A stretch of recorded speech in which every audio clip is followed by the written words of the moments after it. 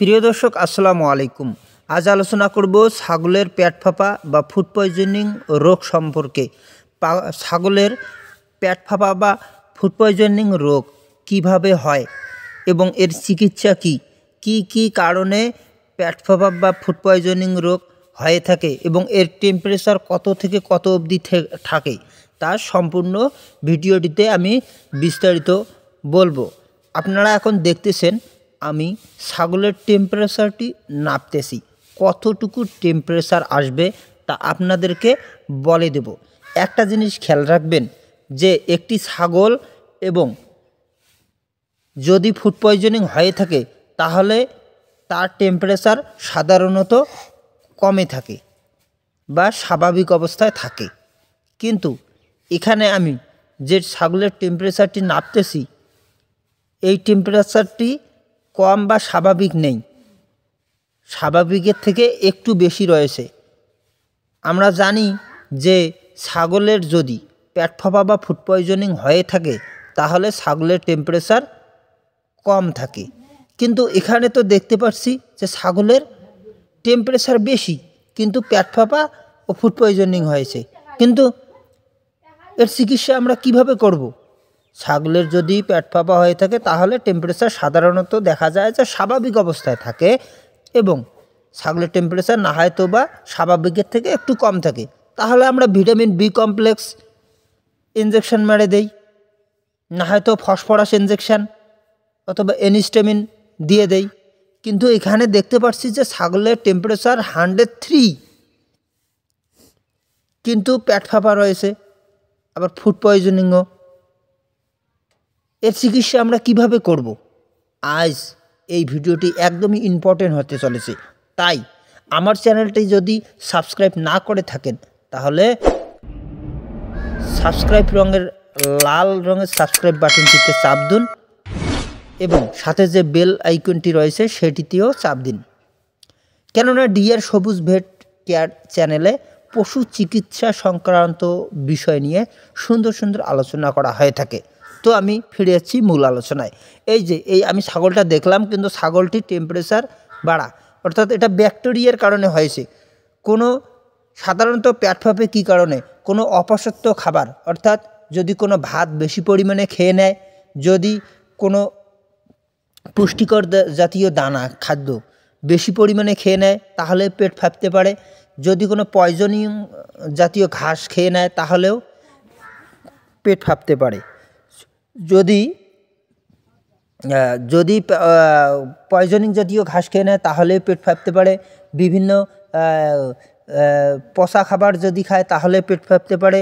অধিক পরিমাণে ভাত, তারপর মনে করেন বিয়ের বাড়ির ভাত, তারপর সারাদ্দর বাড়ি বা কামের বাড়ির ভাত, তারপর মনে করেন শর্করা প্রোটিন জাতীয় অধিক পরিমাণে যদি খায় তাহলেও ছাগলের কিন্তু পেট ফেপে থাকে। কিন্তু এই ছাগলটি যে আপনারা দেখতেছেন, এই ছাগলটি এক ধরনের গাছের পাতা খেয়েছে, হয়তো গাছের পাতার মধ্যে বিষক্রিয়া ছিল, সেই কারণেই পেট ফেপে গেছে। এবং আমি সকালে এই একই পরিবারে একটি ছাগল ছিল, সেই ছাগলটি আসার আগেই ছাগলটি মারা গিয়েছে এই পেট ফেপার কারণে এবং ফুড পয়জনিংয়ের কারণে। কারণ ছাগলটির টেম্পারেচার রাত পর্যন্ত হয়েছিল, তো টেম্পারেচার একদম লো হয়ে গিয়েছিল, 80 নামাতে এসেছিল, সেই জন্য তাকে আর চিকিৎসা দেওয়া হয়নি, কিছুক্ষণ পরে মারা গিয়েছে। যাই হোক, আপনারা একটা জিনিস খেয়াল রাখবেন যে ছাগলের যদি পেট ফাঁপে তাহলে যদি পেট ফেপে এবং ফুড পয়জনিং হয়, টেম্পারেচার একদম লো 90, 94, 96, 98 নামাত বা 80 এরকম নেমে যায়, তাহলে কোনো মতেই চিকিৎসা দেওয়া যাবে না। চিকিৎসা দিলে ছাগলটি বাঁচার 99% চান্স থাকে না, এবং টেম্পারেচার যদি 96 বা 90 নামায় নেমে যায় টেম্পারেচার, তাহলে কিন্তু সেই ছাগলটি আর বাঁচার চান্স থাকে না। তো যাই হোক, স্বাভাবিক অবস্থায় পেট ফেকলে টেম্পারেচার থেকে 101.5, কিন্তু এই ছাগলের টেম্পারেচার রয়েছে একেবারেই টেম্পারেচার রয়েছে 103 হলে আমরা কোন মেডিসিন ইউজ করব? এখানে তো জ্বরের ইঞ্জেকশনও ইউজ করা যাবে না। যদি আমরা জ্বরের ইঞ্জেকশন ইউজ করে থাকি তাহলে কিন্তু টেম্পারেচারটি লো হয়ে যাবে এবং ফল্ট করে যাবে, ছাগলটি মারাও যেতে পারে।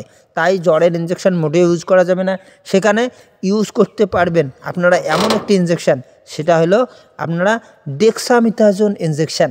ডেক্সামিথাজোন ইঞ্জেকশন যদি ইউজ করে যান, যেটা বাংলাদেশের মেথাভেট নামে পরিচিত, 20 কেজিতে 1 ml দেওয়া হয়।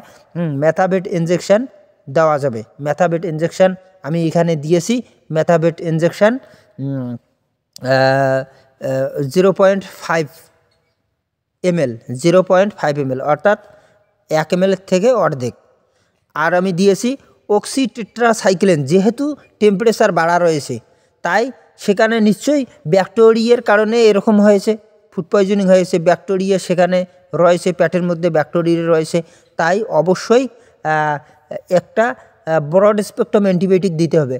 কিন্তু পেট ফাঁপা বা ফুড পয়জনিংয়ের জন্য সবথেকে বেস্ট, টেম্পারেচার যদি বেশি থাকে, সবথেকে বেস্ট ইঞ্জেকশন হলো অক্সিটেট্রাসাইক্লিন। বাংলাদেশে যেটা পাওয়া যায় রেনামাইসিন, এনডিএ অ্যাভেলেবেল আছে ও অক্সিটেট্রাসাইক্লিন। হ্যাঁ, তারপর আপনারা এই 2টা ইঞ্জেকশন, স্রেফ এই 2টা ইঞ্জেকশন দিলেই যথেষ্ট। কিন্তু খেয়াল রাখবেন, যদি পেট ফাঁপে এবং ফুড পয়জনিং হয় কিন্তু টেম্পারেচার বাড়া থাকে, তাহলে এই 2টা ইঞ্জেকশন দেওয়া যাবে। তাছাড়া অন্যথায় এই 2টা ইঞ্জেকশন প্রয়োগ করা যাবে না। আর যদি টেম্পারেচার লো হয়ে যায়, এক কথায় ডেক্সামিথাজোন ইঞ্জেকশন টেম্পারেচার অর্থাৎ শরীরের তাপমাত্রা স্বাভাবিক অবস্থায় রাখে, স্বাভাবিক অবস্থায় হাইপোথ্যালামাসকে নিয়ন্ত্রণে রাখে, স্বাভাবিক অবস্থায় থাকে। সেই কারণেই আপনারা ডেক্সামিথাজোন যে ইঞ্জেকশন রয়েছে, যেহেতু টেম্পারেচার বাড়া রয়েছে, ডেক্সামিথাজোন ইঞ্জেকশন অবশ্যই প্রয়োগ করতে হবে। তাহলে ছাগলটির টেম্পারেচার নিয়ন্ত্রণে আসবে এবং সেখানে যে ব্যাকটেরিয়া, অ্যাকচুয়ালি টেম্পারেচার যে একটু হাই রয়েছে 103, তাই কোনো ব্যাকটেরিয়ার আক্রমণ হয়েছে, তাই ব্যাকটেরিয়া ধ্বংস করতে একটা অ্যান্টিবায়োটিক দেওয়া অবশ্যই প্রয়োজন। অ্যান্টিবায়োটিক না দিলে কিন্তু ব্যাকটেরিয়া ধ্বংস হবে না। তার কারণে অক্সিটেট্রাসাইক্লিন ইঞ্জেকশন আমার কাছে সবথেকে ভালো। যে পেট ফাঁপলে এবং যদি টেম্পারেচার বেশি থাকে, তাহলে অক্সিটেট্রাসাইক্লিন ইঞ্জেকশন। তাই আমি দিয়েছি অক্সিটেট্রাসাইক্লিন ইঞ্জেকশন। অক্সিটেট্রাসাইক্লিন ইঞ্জেকশন আমি 1 ml দিয়েছি, 1 ml। এখন এই পেট ফাঁপার যে ওষুধ রয়েছে, যেরকম বাজারে বিভিন্ন কোম্পানির বিভিন্ন ধরনের ওষুধ রয়েছে, যেরকম বাজারে রয়েছে ভারতবর্ষে যেটা অ্যাভেলেবেল আছে হিমবোলোট, ডিবোলোট, কোলেল, তারপর রয়েছে স্মাইলাক, তারপর তারপর রয়েছে বিভিন্ন কোম্পানির রয়েছে। সবথেকে ভালো হিমবোলোট ভালো, ডিবোলোটও ভালো, স্মাইলাকও ভালো, কোলেলও ভালো। এখন যে কোনো আপনারা একটি খাওয়াইয়ে দিতে পারেন, তাহলে পেট ধীরে ধীরে পেট পরিষ্কার হয়ে যাবে এবং সুস্থ হয়ে উঠবে।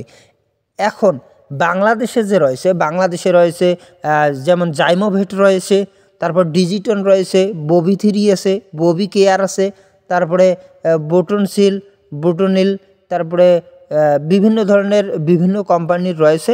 আপনাদের যেটা চয়েস মতো পড়ে, যেরকম রুমেন প্লাসও রয়েছে, আপনাদের যেটা চয়েস মতো আপনারা ইউজ করেন সেটি ইউজ করতে পারেন। আমি এখানে নিয়েছি জাইমোভেট আমি নিয়েছি। এটা ভালোই, সাধারণত যদি পয়জনিং কেস বা সাধারণ পেট ফিকা থাকে তাহলে অবশ্যই জাইমোভেটে সেরে যায়। তাই আমি জাইমোভেট নিয়েছি। জাইমোভেট অর্ধেক দিব, এখন দিব অর্ধেক, তারপর 6 ঘন্টা পর আবার অর্ধেক রিপিট করব। তবে একটা জিনিস খেয়াল রাখবেন, পাউডার সাধারণত গুড়ের সঙ্গে খাওয়ালে খুবই ভালো উপকার পাওয়া যায়।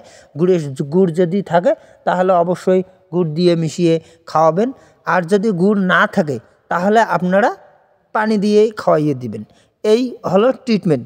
এইরকম করে যদি ট্রিটমেন্ট করেন তাহলে আশা করি ছাগলটি সুস্থ হয়ে উঠবে। এখন আমি ছাগলটিকে দেখাবো যে আজ যে আমি চিকিৎসা করেছি, কাল আমি ভিডিও একটি করেছিলাম, সেই ভিডিওটাই দিব যে ছাগলটি সুস্থ হয়েছে কি না। হ্যাঁ, শেষ অবধি দেখতে থাকুন যে ছাগলটি খায় কি না। ঠিক আছে, আর কোনো একটি ভিডিওতে আপনাদের সঙ্গে দেখা হবে, অন্য কোনো ভিডিওতে এই পশু চিকিৎসা সংক্রান্ত বিষয় নিয়ে আলোচনা করব। এই পেট ফাঁপার যে আরও বিভিন্ন রকমের পেট ফাঁপা রয়েছে তা নিয়েও আলোচনা করব। এই পেট ফাঁপাটি সাধারণত টেম্পারেচার বেশি, সেই জন্য আমি ইম্পর্টেন্ট মনে করলাম, সেই জন্য আমি আলোচনা করলাম। অন্য একটি ভিডিওতে আপনাদের সঙ্গে দেখা হবে। ততক্ষণ পর্যন্ত আপনারা অপেক্ষা করে থাকুন। নতুন ভিডিও আরও অন্য আসতেছে। সবাই ভালো থাকবেন, সুস্থ থাকবেন। ধন্যবাদ।